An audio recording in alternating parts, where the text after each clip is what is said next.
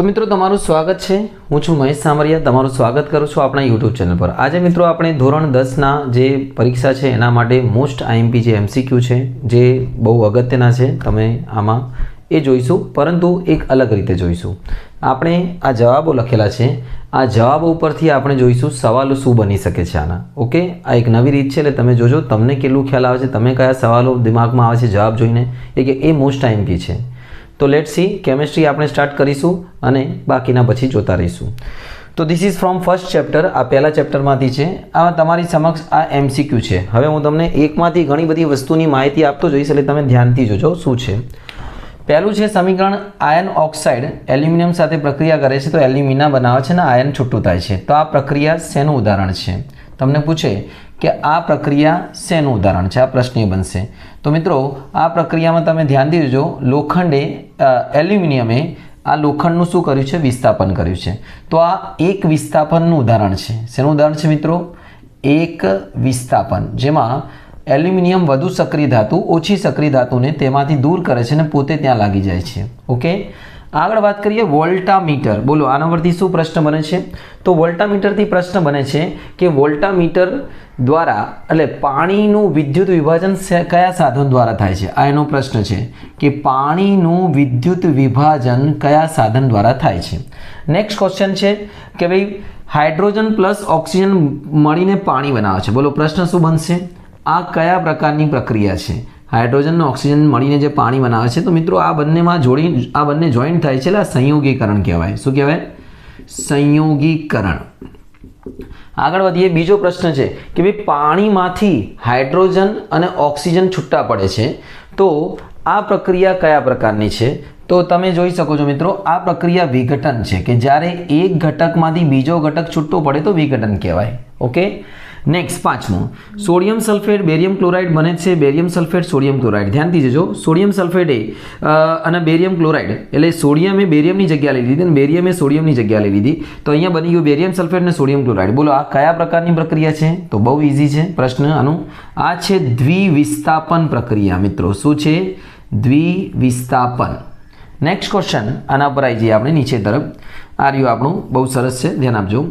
આ રહ્યું FeSO4.7H2O, બરાબર। આનો પ્રશ્ન એ છે કે આ જે છે આ કોનું રાસાયણિક સૂત્ર છે? તો આ છે, બોલો, ફેરસ સલ્ફેટ નહીં, પૂરું છે ફેરસ સલ્ફેટનું સ્ફટિક, કે પાણી જોડાયેલું છે। અને એક તમારી એક્સ્ટ્રા જાણકારી માટે કહી દઉં કે ફેરસ સલ્ફેટનું જે સ્ફટિક છે એ લીલા રંગનું હોય છે અને જ્યારે તમે ગરમ કરો તો કથ્થઈ રંગનો થઈ જાય છે। ઓકે, આગળ વધીએ। CaCO3, તમે કહેશો ભાઈ કેલ્શિયમ કાર્બોનેટ ચૂનાનો પથ્થર છેનું સૂત્ર શું છે? આ જ છે, પણ એક હજી બીજો સૂત્ર છે, પ્રશ્ન છે આમાં, આરસ પહાડનું સૂત્ર શું છે? જે આરસ પહાડનું પથ્થર આવે છે ને, CaCO3। આગળ વધીએ, Fe2O3.X2O, બોલો આના વિશે શું પ્રશ્ન બનશે? કે કાટનું સૂત્ર શું છે? આ કાટનું સૂત્ર છે।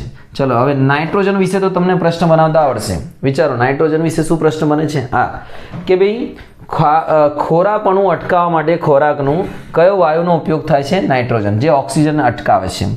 ભાત બટાકાના બ્રેડ, આમાંથી શું પ્રશ્ન બનાવી શકો છો કે આ કોને વધારે ભાવે છે? એવું નહીં, ભાત બટાકા બ્રેડમાં આપણા શરીરમાં એનું વિઘટન થઈ શું બને છે? તો આપણા શરીરમાં એનું વિઘટન થઈ શું બને છે? ગ્લુકોઝ બને છે। આગળ વધીએ, દળ સંચય જવાબ આવે તો એવો પ્રશ્ન શું બની શકે છે? તો એવી રાસાયણિક પ્રક્રિયા કે જે રાસાયણિક પ્રક્રિયામાં પદાર્થનું વિનાશ કે સર્જન શક્ય નથી, રાસાયણિક પદાર્થોનું વિનાશ કે સર્જન શક્ય નથી, બરાબર ને, જળવાઈ રહે છે, અને દળ સંચર કહે છે। આગળ વધીએ, ઉષ્મા PbNO3 લેડ નાઇટ્રેટ, બોલો આનો શું પ્રશ્ન બને છે? આજ કે ભાઈ આ જે PbNO3 ટ્વાઇસ છે લેડ નાઇટ્રેટનું સૂત્ર શું છે? 12મું, AgCl અને AgBr, સિલ્વર ક્લોરાઇડ અને સિલ્વર બ્રોમાઇડ। બોલો સિલ્વર શબ્દ આવે તો દિમાગમાં શું આવવું જોઈએ? ફોટોગ્રાફી। ફોટોગ્રાફી એટલે ફોટોગ્રાફી માટે કયો પદાર્થ વપરાય છે? સિલ્વર ક્લોરાઇડ અને સિલ્વર બ્રોમાઇડ। એટલે એને સૂર્યપ્રકાશમાં રાખવામાં આવતા નથી, એને બંધ શીશીઓ એટલે ડાર્ક કલરની શીશીઓમાં રાખવામાં આવે છે, અને એનું જ્યારે સૂર્યપ્રકાશની હાજરીમાં એને રાખવામાં આવે તો એ રાખોડી રંગ બની જાય, સફેદનું શું બની જાય? રાખોડી। ચલો 14મું પ્રશ્ન આવ્યું, ઉષ્માક્ષેપક, આના પરથી શું પ્રશ્ન આવી શકે તમારા મનમાં? પહેલો પ્રશ્ન આવી શકે કે ભાઈ ઉષ્માક્ષેપક પ્રક્રિયા જે જે રાસાયણિક પ્રક્રિયામાં ઉષ્મા મુક્ત થાય તેને ઉષ્માક્ષેપક કહેવાય. અને પણ બીજો પ્રશ્ન જે મેં લખ્યું છે એના માટે કે કઈ રાસાયણિક પ્રક્રિયા ઉષ્માક્ષેપક છે અને હજી શ્વસન કયા પ્રકારની પ્રક્રિયા છે ઉષ્માક્ષેપક. તો ઉષ્માક્ષેપકનું બે ઉદાહરણ આપી શકો તમે, શ્વસન અને એક બીજો આપી શકો છો ચૂનાના પાણીમાં ચૂનો નાખવો, બરાબર ને, એટલે ચૂનાનું વિઘટન થવું. પછી જે ચૂનાનું વિઘટન નહીં, સોરી, ચૂનાને પલાળવું આપણે. 2:1, ચલો આનો બોલો પ્રશ્ન શું થશે? 2:1 આ પહેલા ચેપ્ટરનું જ છે. તો ભાઈ 2:1 એટલે હાઇડ્રોજન અને ઓક્સિજનનો જે ગુણોત્તર છે એ કેટલો છે પાણીમાં મોલનું? 2:1. જગારા મારતી સફેદ જ્યોત સાથે. બોલો આનો પ્રશ્ન શું હશે? તમે કહેશો મેગ્નેશિયમની પટ્ટીને હવામાં સળગાવતા જગારા મારતી સફેદ જ્યોતથી સળગે છે. પીબી લેડ નાઇટ્રેટને ગરમ કરતા નાઇટ્રોજન ડાયોક્સાઇડ અને ઓક્સિજન વાયુ ઉત્પન્ન થાય છે. એક બીજો પ્રશ્ન, અવક્ષેપન. અવક્ષેપનની વ્યાખ્યા આપી તો આપી શકો છો કે જ્યારે બે દ્રાવણોને ભેગા કરવામાં આવે તો એક દ્રાવણના અદ્રાવ્ય અવક્ષેપો મળે એને અવક્ષેપન કહે છે. અને અવક્ષેપન કઈ પ્રક્રિયાનું ઉદાહરણ છે? અવક્ષેપન છે દ્વિવિસ્થાપન. શું છે? દ્વિવિસ્થાપન, યાદ રાખજો. પછી આ 20માં જોજો, ચોપડીનો વિકલ્પ છે, ધ્યાનથી જોજો. હું તમને આમાં એક ખાસ 2-3 વસ્તુ સમજાવી દઉં છું 20માની અંદર, કે જ્યારે પણ આવી રાસાયણિક પ્રક્રિયાઓ જેમાંથી ઓક્સિજન દૂર થાય તો આ જે પ્રક્રિયા રહી કે જેમાં લેડ ઓક્સાઇડમાંથી લેડ બન્યું છે, આ પ્રક્રિયાને કહેવાય, આ શું થયું? ઓક્સિજન દૂર થયું, આને કહેવાય રિડક્શન. શું કહેવાય? રિડક્શન. અને કાર્બન જોડે ઓક્સિજન આવી ગયું છે અને શું થયું? ઓક્સિડેશન. તો PbOનું શું થઈ ગયું છે? રિડક્શન. અને કાર્બનનું શું થઈ ગયું છે? ઓક્સિડેશન. જેનું ઓક્સિજન દૂર થાય એને રિડક્શન કહેવાય. ચલો 21મો પ્રશ્ન, કોઈ એક તત્વ છે X અને કોઈ એક એના પદાર્થ છે Y, તો X ને હવામાં ખુલ્લો રાખતા, બરાબર ને, પદાર્થ Y બની જાય છે. લાલ કલરનો પદાર્થ બને છે હવામાં ખુલ્લો રાખતા, લાલ અને બદામી કલરનું. ઓકે, એ કયો પદાર્થ છે? Fe2O3. તો આ છે લોખંડ, અને લોખંડને ખુલ્લું રાખતા એને કાટ લાગે છે, Fe2O3 બની જાય છે. Au એટલે સોનું અને પ્લેટિનમ. આના વિશે બે પ્રશ્ન બની શકે છે કે સૌથી ઉમદા ધાતુઓ કઈ છે? ધીસ ઇઝ ઉમદા ધાતુઓ એટલે નોબલ. અને આ જે ધાતુઓ છે એની ખાસિયત શું છે કે એમનું ક્ષારણ થતું નથી. Heat and trial. બોલો આ શબ્દ શેમાં પ્રશ્નમાં આવી શકે છે? કે રાસાયણિક સમીકરણને સંતુલિત કરવા માટે કઈ મેથડનો ઉપયોગ થાય છે? તો this is heat and trial. તો આ છે પહેલા ચેપ્ટરના પ્રશ્નોત્તર. આગળ વધીએ બીજા માટે. તો મિત્રો આ છે જવાબો બીજા ચેપ્ટરના પ્રશ્નોના. તો પ્રશ્નો જોઈને તમારે જવાબો જોઈને તમારે બોલવાનું છે કે પ્રશ્ન કયું હશે. પહેલું, હળદર, લાલ કોબીજના પાન, હાઇડ્રેન્જિયા અને પેટોનિયા. તો બોલો આ બધું શું છે? તો મિત્રો આ બધું છે કુદરતી સૂચકો. શું છે? કુદરતી સૂચકો, જેનાથી આપણને ખબર પડે છે કે એસિડ છે કે બેઝ. ઓકે, આગળ વધીએ. Methyl orange, phenolphthalein. તો વેરી સિમ્પલ, આ છે કૃત્રિમ સૂચકો, યાદ રાખજો. અને તમારે આના સ્ક્રીનશોટ લેવો તો લઈ લેજો, કેમ કે આ બહુ બધી કામની વસ્તુઓ છે. તમને આમાંથી ઘણા બધા પ્રશ્નો મળશે. મિથાઇલ ઓરેન્જ જે એસિડનો જે દ્રાવણ હોય છે એને બનાવે છે લાલ, અને બેઝ ઉપર કોઈ અસર કરતો નથી. ફિનોપ્થિલિન એસિડ ઉપરને પીળું બનાવે છે અને બેઝને ગુલાબી બનાવે છે. ઓકે, તો બંને કૃત્રિમ સૂચકો છે જે ખબર પડે. વેનીલા અર્ક, ડુંગળી અને લવિંગનું તેલ, આ છે ઘ્રાણ ઇન્દ્રિય સૂચકો જે વાસ ચેન્જ થઈ જાય છે એસિડ બેઝના સંપર્કમાં આવવાથી. આગળ વધીએ. હાઇડ્રોક્લોરિક એસિડ, સલ્ફ્યુરિક એસિડ અને નાઇટ્રિક એસિડ. હાઇડ્રોક્લોરિક, સલ્ફ્યુરિક અને નાઇટ્રિક એસિડ આ શું છે? પ્રબળ એસિડ. શું છે મિત્રો? પ્રબળ એસિડ. અને આ છે CH3COOH જેને કહેવાય એસિટિક એસિડ અથવા ઇથેનોઇક એસિડ. આ એકમાત્ર નિર્બળ એસિડ છે. આમ તો બીજા પણ છે, ખોરાકમાં જેટલી પણ એસિડ વપરાય છે બધી નિર્બળ છે. તો નિર્બળ એસિડનું એક ઉદાહરણ છે CH3COOH એસિટિક એસિડ જે વિનેગારમાં હોય છે. Sodium hydroxide, potassium hydroxide, calcium hydroxide આ બધા બેઝ છે. યાદ રાખજો મિત્રો, મોસ્ટ ઓફ એસિડ જે પ્રબળ હોય એની આગળ હાઇડ્રોજન હશે, બેઝની પાછળ OH છે.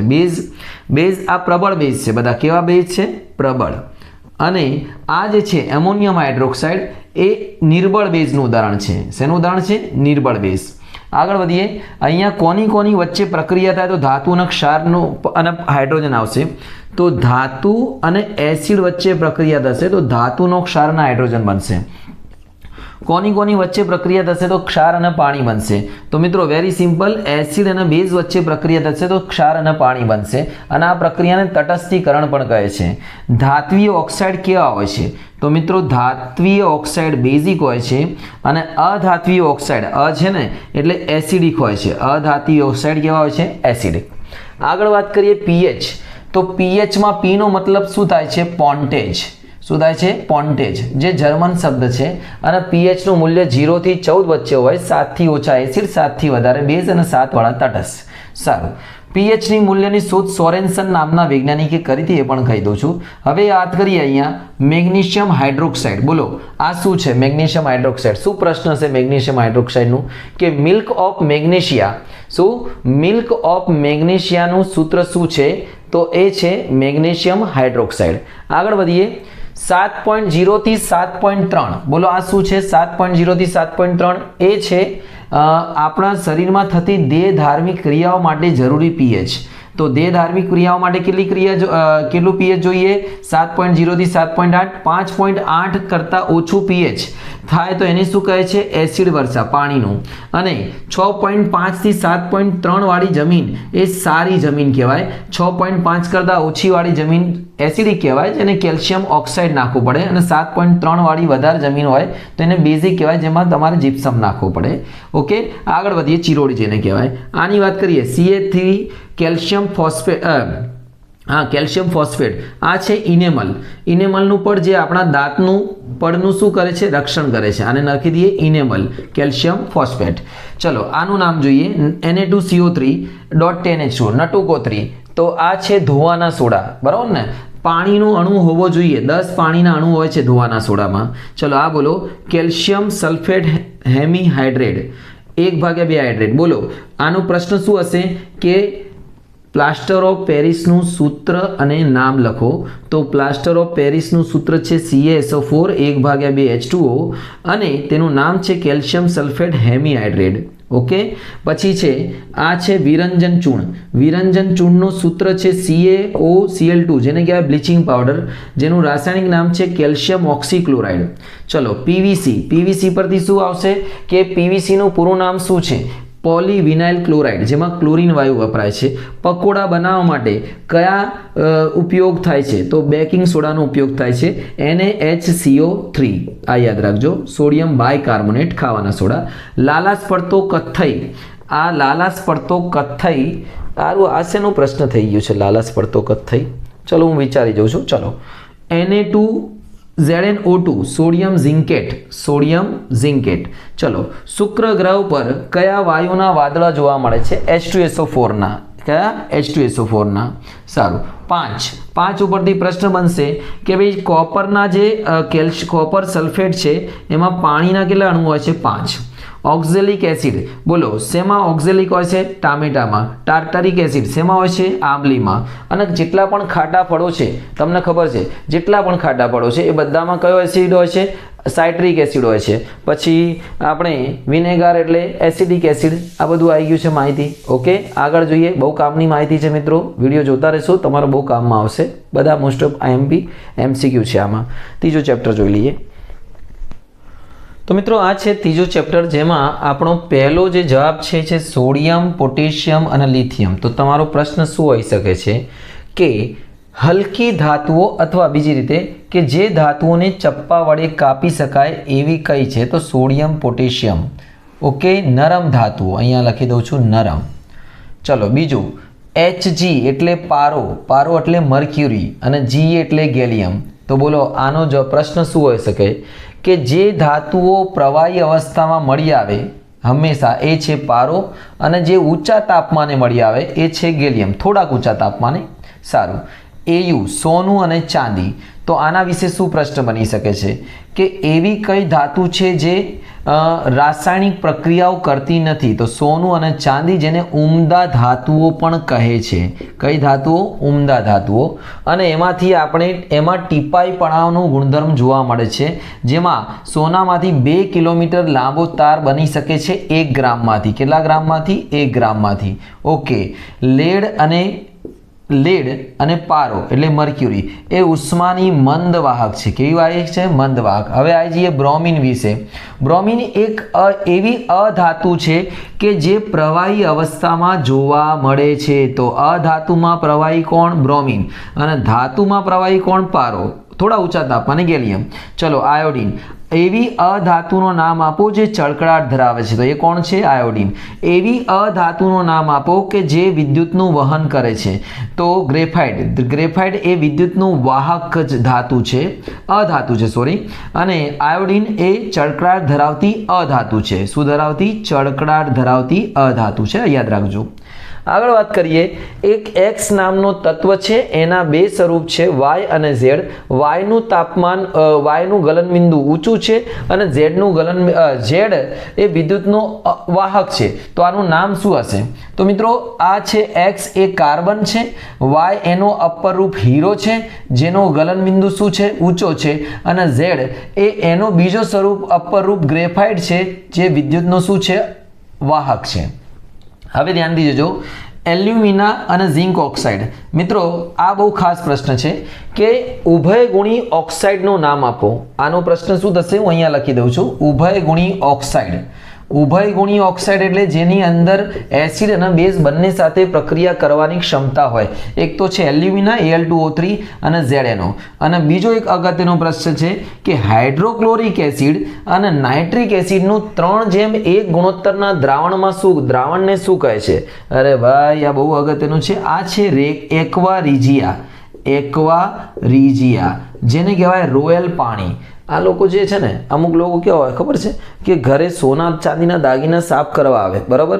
અને આ સાફ કરવા આવે અને કે ભાઈ લો તમારો આ દાગીના હું ચમકાઈ દઉં ફ્રીમાં જ, બરાબર ને, ફ્રીમાં નહીં, ચાલ 50 રૂપિયામાં. તો જેવા દાગીના અંદર નાખ્યા હોય અને આ દાગીનામાં શું હોય? એકવાર રીજિયા હોય. એટલે સોનાનું પડ ઉપરનું ઓગળવા લાગે, એટલે ઉપરનું પડ ઓગળીને નવો થઈ જાય, સુવર્ણકાર નામે હોય. અને વજન થોડું ઓછું થઈ જાય. ગૃહિણીને થોડું ખ્યાલ આવે કે ભાઈ ઓછું થયું, માથાકૂટ કરે કે ના અમે તો નહીં ઓછું કર્યું, પણ એકચ્યુઅલી એને આ રીતે 15-20 ઘરના દાગીના સાફ કર્યા હોય એટલે મીન્સ તો એને તો એક દાડાનું બહુ બધું કમાઈ લે.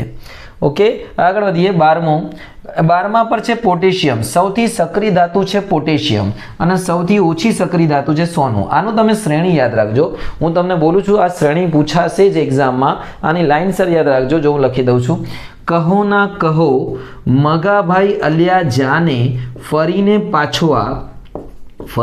પાછો આ યાદ રાખજો. કહો ના કહો મગાભાઈ, કહો ના કહો મગાભાઈ, આ એજી ક્યાં લખી દીધું ભાઈ? મગાભાઈ અલ્યા જાને ફરીને પાછો આ. અને આગળ પાછળ યુ વચ્ચે જીજી, યુ વચ્ચે જીજી. આ શોર્ટકટ સૂત્ર છે, યાદ રાખજો. તો આનો મતલબ શું થાય છે? કહો ના કહો એટલે potassium, sodium, calcium, magnesium, aluminium, zinc, iron, lead, hydrogen વચ્ચે કોપર, Hg એટલે બારો અને Ag એટલે ચાંદી અને છેલ્લે આવશે સોનું. તો સૌથી વધારે સક્રિય છે આમાં પોટેશિયમ અને સૌથી ઓછું છે સોનું. આ રીતે લાઈન સર આવે છે. આ ચડતા ક્રમમાં પૂછાય છે, યાદ રાખજો. કહો ના કહો મગાવે એટલે જાને ફરીને પાછો આ.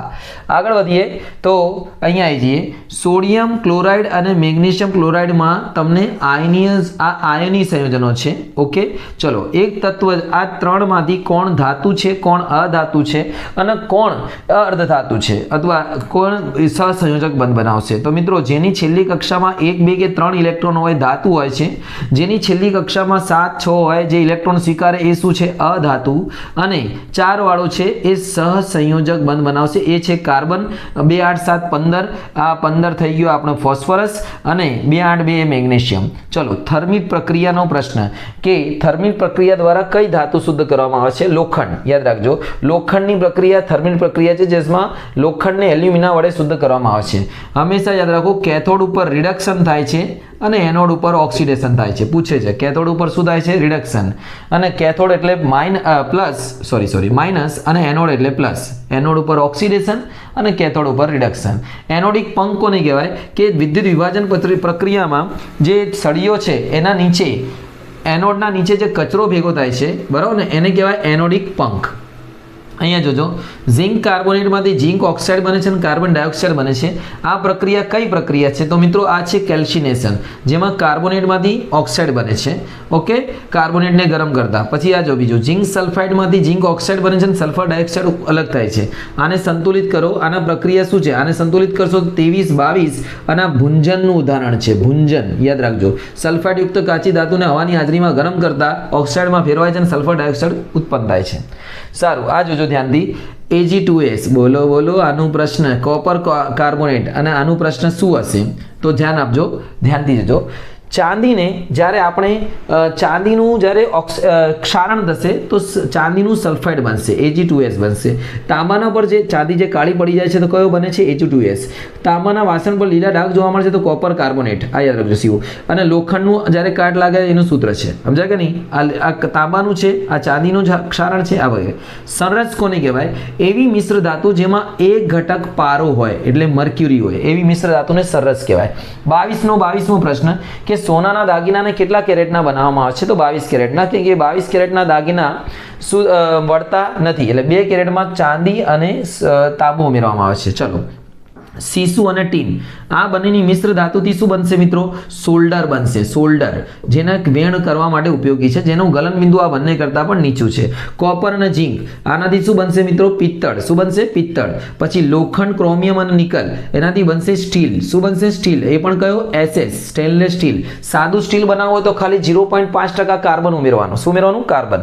આગળ વધીએ તો નાઇટ્રિક એસિડ મિત્રો ધાતુ સાથે કઈ પ્રક્રિયા, એક પ્રશ્ન છે નાઇટ્રિક એસિડ, કે આ નાઇટ્રિક એસિડ એની સાથે હાઇડ્રોજન વાયુ ઉત્પન્ન કરતી નથી ધાતુઓ સાથે. તો યાદ રાખજો, ધાતુઓ સાથે કયો એસિડ પ્રક્રિયા હાઇડ્રોજન વાયુ ઉત્પન્ન કરતો નથી? ખાલી મેગ્નીઝ અને મેગ્નેશિયમને છોડીને. તો એ છે નાઇટ્રિક એસિડ. સાંતળવાની તવી છે લોખંડની, એના પર કયું પડ લગાવવાથી એમાં કાટ લાગશે નહીં? તો એમાં આપણે લગાવીશું સાંતળવાની તવી પર ઝીંકનું પડ. શેનું? ઝીંકનું પડ. તો ઓકે, આ બધા પ્રશ્નો આવી ગયા છે સારા. આગળ જોઈએ બીજા તરફ. તો મિત્રો આ છે ચોથા ચેપ્ટરના પ્રશ્નોના જવાબો. તમે બોલજો. 0.02%. પૃથ્વીના પોપડામાં કાર્બનનું પ્રમાણ. શેમાં? પૃથ્વીના પોપડામાં કાર્બનનું પ્રમાણ. 0.035%. વાતાવરણમાં કાર્બન ડાયોક્સાઇડનું પ્રમાણ. મિથેન કયા વાયુમાં મુખ્ય ઘટક હોય છે? તો મિત્રો CNGમાં મુખ્ય ઘટક હોય છે. પ્લસ એક હજી છે, આપણે લઈ લઈએ બાયોગેસ, એમાં પણ આ હોય છે મુખ્ય ઘટક. અને ઘરે જે LPG હોય છે એમાં બ્યુટેન હોય છે. CnH2n-2 બોલો, આ કઈ શ્રેણીનું સામાન્ય સૂત્ર છે? આલ્કાઇન, જેમાં એકમાંથી બાદ કરવાનો હોય છે ડબલ કરીને, આલ્કાઇન. અને CnH2n આ કઈ શ્રેણીનું સૂત્ર છે? આલ્કીન. અને CnH2n+2 આ છે આલ્કેન. ઓકે. કઈ વસ્તુનું ઓક્સિડેશન કરવાથી કાર્બોક્સિલિક બને છે? આલ્કોહોલ. આલ્કોહોલનું તમે ઓક્સિડેશન કરો તો કાર્બોક્સિલિક એસિડ મળે છે. સંતૃપ્ત એસિડ, પ્રાણીજ ચરબી કેવી એસિડ છે મિત્રો? સંતૃપ્ત એસિડ. આગળ વાત કરીએ પ્રિઝર્વેટિવ તરીકે શેનો ઉપયોગ થાય છે? તો આપણે લઈ લો વિનેગાર, એટલે એસિડિક એસિડ, ખોરાકમાં ખટાશ લાવવા માટે ને પ્રિઝર્વેટિવ તરીકે વિનેગાર એટલે એસિડિક એસિડનો ઉપયોગ થાય છે. નિકલ ઉદ્દીપકમાંથી વનસ્પતિ તેલની હાજરીમાં વનસ્પતિ ઘી બને છે. કઈ ઉદ્દીપકની હાજરીમાં? નિકલ. સોડિયમ ક્ષાર એટલે કપડાં ધોવાના સાબુ, એમાં સોડિયમ ક્ષાર હોય છે, COONA. અને પોટેશિયમ ક્ષાર એટલે નહાવાના સાબુ, બરાબર ને? યાદ રહેશે, પોટેશિયમ ક્ષાર એટલે નહાવાના સાબુ, એમાં કે આવશે પોટેશિયમ, COOK આવશે. ગુમડા પર વપરાતું ઔષધ એ છે ઇથેનોલ, જેને આપણે સાદી ભાષામાં દારૂ કહીએ છીએ. ઇથેનોલ જ્યારે પેટમાં જાય તો બની જાય છે ઇથેનાલ, અને એનાથી નુકસાન થાય છે એનું, બરાબર ને? અને આ ઇથેનોલનું ગલન બિંદુ પણ આપ્યું છે આપણને 156 કેલ્વિન. પછી જો બે બંધવાળું હોય છે આલ્કીન, અસંતૃપ્ત છે. ત્રણ વાળું હોય છે આલ્કાઇન, આ પણ અસંતૃપ્ત છે. અને સિંગલ વાળું હોય છે આલ્કેન, જે સંતૃપ્ત છે. મીઠી વાસ, ફળોની મીઠી વાસ ધરાવતા સંયોજન છે એસ્ટર, આ પણ સારો પ્રશ્ન છે. એસ્ટર સંયોજનો ફળોની મીઠી વાસ ધરાવે છે, COOR. બધા સંયોજનો તમને ખબર પડવી જોઈએ. OH એટલે આલ્કોહોલ થાય, COOR એટલે એસ્ટર થાય. બકમિનિસ્ટર ફુલરિન ને બીજું નામ શું છે? બકીબોલ, જે કાર્બનનું ત્રીજું અપર સ્વરૂપ છે. આગળ ફોર્માલ્ડિહાઇડ એટલે એનું બીજું નામ છે મિથેનાલ, જે મૃત પ્રાણીના અવશેષો સાચવવા માટે વપરાય છે, જેનું સૂત્ર છે HCHO. કેલ્શિયમ અને મેગ્નેશિયમના ક્ષાર તમને જોવા મળશે કઠણ પાણીમાં, જેને સાબુ એના પર સારી પ્રક્રિયા કરશે નહીં, એના પર ડિટર્જન્ટ કરશે. એસિટોન જે નેલ પોલિશ રિમૂવર તરીકે વપરાય છે. શું વપરાય છે? નેલ પોલિશ રિમૂવર તરીકે. અને આ એસિટોનની ખાસિયત છે કે આનું બીજું નામ છે પ્રોપેનોન. પ્રોપેનોનનું સૂત્ર તમને ખબર જ છે, CH3COO CH3. પછી 5 થી 8% પાણી સાંદ્રતા ધરાવતા એસિડિક એસિડના દ્રાવણને વિનેગાર કહે છે. શું કહે છે? વિનેગાર. અને લાસ્ટમાં 290 કેલ્વિન તાપમાનવાળો જે એસિડિક એસિડ છે એને ગ્લેસિયસ એસિડિક એસિડ કહે છે. તો આ થઈ ગયું છે ચોથા ચેપ્ટરના સારા પ્રશ્નો. અને હવે જોઈ લઈએ છેલ્લું પાંચમું. તો મિત્રો આ છે છેલ્લો ભાગ, આ પાંચમો ભાગ કેમિસ્ટ્રીનો. એમાં પાંચમું ચેપ્ટર, જેમાં પહેલો પ્રશ્ન છે 118 તત્વોની સંખ્યા છે, 94 એમાંથી કુદરતી છે, એટલે બાદબાકી કરી લેવાના, બાકીના કૃત્રિમ છે. આનો જવાબ આપો. આનો પ્રશ્ન બોલો. NPAS તો ડોબરેનરની ત્રિપુટીમાં કયા તત્વો સમાવી શક્યા નથી? ડોબરેનરની ત્રિપુટીમાં તો નાઇટ્રોજન, ફોસ્ફરસ અને આર્સેનિક. 56 તત્વો. તો બોલો પ્રશ્ન શું થશે? ન્યુલેન્ડે પોતાના સમયમાં કેટલા તત્વોનો ઉપયોગ કરીને અષ્ટકનો નિયમ આપ્યો? બરાબર ને? તો 56 તત્વો. 63 તત્વો. તો રશિયન વૈજ્ઞાનિક દમિત્રી મેન્ડેલીફે કેટલા તત્વોનો લીધો હતો? 63 તત્વોનો લીધો હતો. અને એમાંથી એને આવર્ત કોષ્ટક બનાવ્યું, જેમાં તત્વોના ગુણધર્મો તેના પરમાણુ દળના આવર્તનીય છે. બરાબર ને? દળ આવશે. સ્કેન્ડિયમને એમને શું નામ આપ્યું? એકા બોરોન. અને ગેલિયમને એકા એલ્યુમિનિયમ. જર્મેનિયમને એકા સિલિકોન. ઓકે, એકા સિલિકોન. આગળ વધીએ. 18મા સમૂહને શું કહેવાય છે? નિષ્ક્રિય વાયુનો સમૂહ છે. એક સંયોજકતા કયા સમૂહની છે? પ્રથમ સમૂહની છે. પહેલા સમૂહની બધાની સંયોજકતા 1 છે. 2, 8, 8, 18, 18, 32. આ શું છે? તો ભાઈ જો, પહેલા જે આવર્ત છે એમાં 2 તત્વો આવે છે. પહેલા આવર્તમાં 2, બીજા આવર્તમાં 8, ત્રીજામાં 8, ચોથામાં 18, પાંચમામાં 18 અને છઠ્ઠામાં 32. Boron, silicon, germanium, arsenic, antimony, tellurium, આ બધા શું છે મિત્રો? આ બધા છે અર્ધધાતુ. શું છે? અર્ધધાતુ. ચલો, 37 પિકોમીટર. તો આ શું છે? હાઇડ્રોજનની પરમાણુય ત્રિજ્યા. કોની? હાઇડ્રોજનની પરમાણુ ત્રિજ્યા 37 પિકોમીટર, જ્યાં 1 પિકોમીટર બરાબર 10⁻12 મીટર થાય. ઓકે.